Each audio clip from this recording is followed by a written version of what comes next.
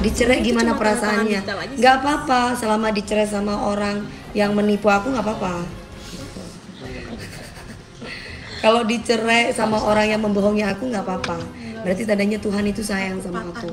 Tapi kalau aku dicerai sama laki-laki yang baik sama aku, baru aku menyesal. Jadi nggak masalah buat aku.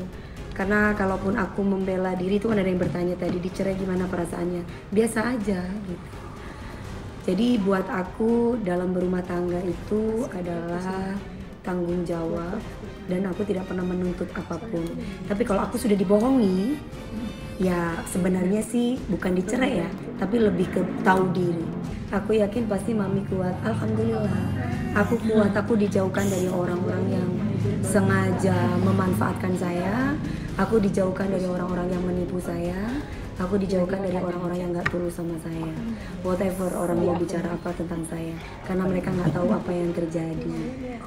Kalau gak dihargai gak mungkin kaya. Kalau nggak dihargai nggak mungkin diangkat derajatnya sama saya. Ayo, dihargailah. Kalau nggak dihargai nggak mungkin saya kasih ibu mertua, nggak akan mungkin saya kasih fasilitas buat Angga. Kalau saya nggak menghargai, nggak akan mungkin saya perkenalkan Angga sebagai suami saya.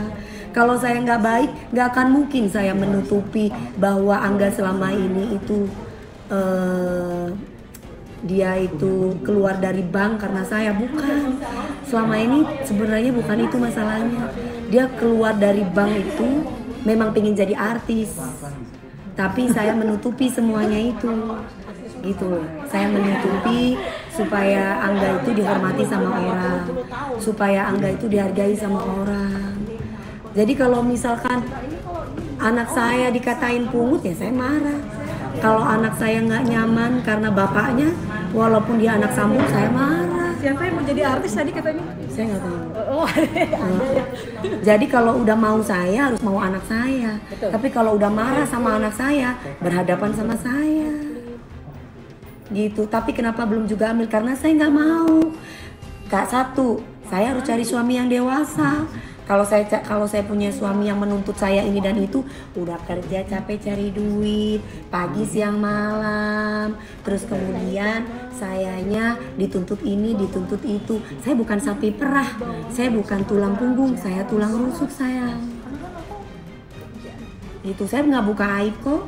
Saya bukan buka aib. Jadi kalau misalkan dibilang sampai ada kata-kata tidak menghargai suami, itu siapa yang buka aib? Emang saya ngapain? Emang saya marah sama Angga? Emang saya bentak-bentak Angga? Emang saya ngusir-ngusir Angga sampai dibilang saya tidak menghormati suami? Ayo, gimana coba? Gitu loh. Mungkinkah bersatu kembali? Nggak mungkin. Karena saya nggak suka dibohongi. Nggak mungkin. Ya. Saya orangnya nggak suka ngomongin mertua. Saya orangnya juga nggak suka ngomongin suami kalau nggak diduluin. Kalau saya diduluin baru saya bisa ngoceh. Tapi kalau saya nggak diapa-apain sih diem baik. Saya nggak dikasih duit juga nggak apa-apa. Saya nggak pernah lihat orang tuh dari segi materi, nggak pernah. Jadi netizen tolonglah, jangan yang aneh-aneh mikirnya tentang saya. Saya nggak pernah macem-macem. Cuman bedanya saya tuh orangnya nggak bisa drama. Saya tuh nggak bisa yang kalem-kalem tapi menusuk. Saya tuh orangnya ya begini aja, lebih ketegas ya. Kalau saya nggak suka ya saya nggak suka gitu. Kalau nipu kok nggak nutut harta gono gini, ya kebangetan kalau nutut harta gono gini. Mau dibuka semua aibnya. Saya mah percaya sama Mami Dia, harus percaya, kan ada bukti. Kalau nggak ada bukti baru kamu nggak boleh ibaratnya percaya. Apa ya hubungan itu akan bercerai kalau nggak ada apa-apa? Gitu loh ya. Jadi jangan ngatain saya tidak menghargai suami. Saya itu nomor satu suami.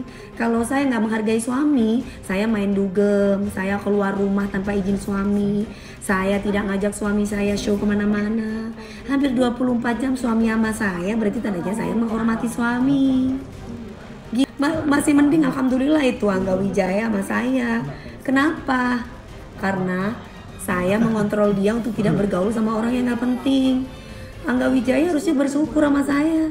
bisa ketemu sama orang-orang besar, bisa ketika main di sinetron bisa panjang sinetronnya saya kasih skenario, bisa saya kasih kerjaan sebagai manajer lah anggaplah, walaupun dia nggak perlu cari pekerjaan tinggal datang. Ayo, kayak gimana? Kalau istri itu tidak menuntut suami jangan banyak menuntut. Gitu loh. Kalau banyak menuntut saya ya saya di rumah aja. Gak usah ngapa-ngapain. Di rumah, di koloni, di kamar. Nah, gitu loh. Saya tuh. Jadi ini ya, saya lurus ini. Gak ada saya menyuruh Angga Wijaya berhenti untuk dia ketika bekerja sebagai pegawai bank, gak ada. Jadi saya hanya menjaga nama baiknya.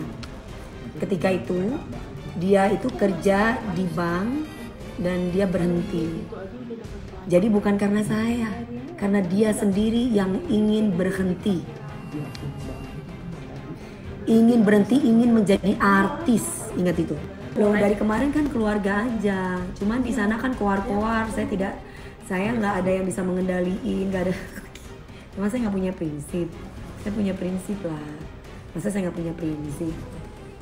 Saya tuh sudah dewasa, jadi saya berkumpul sama siapa aja. Kalau dia nggak nyentil anak saya, nggak nyentil orang tua saya, nggak nginjek harga diri saya, ya saya nggak akan mungkin komen. Saya tuh manusia biasa.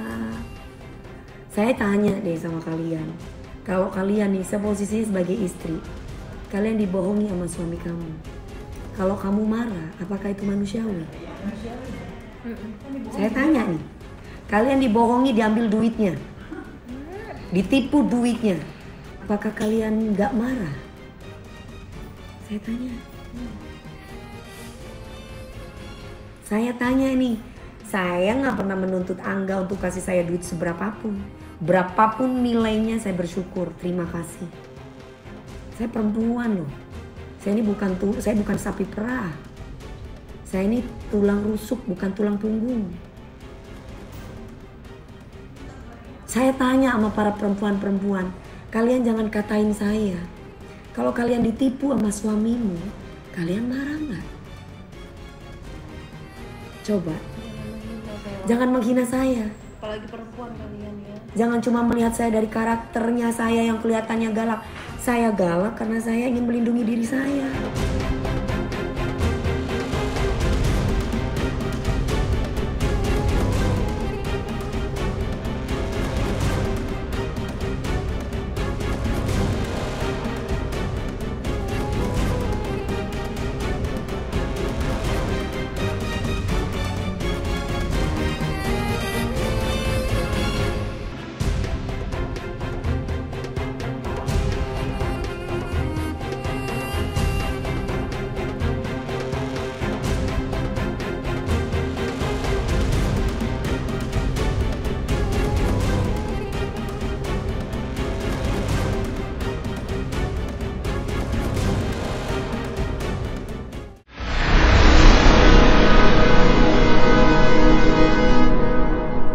Jadi jangan lupa untuk subscribe Cumi Cumi. Ditekan ya tombol lonceng merahnya.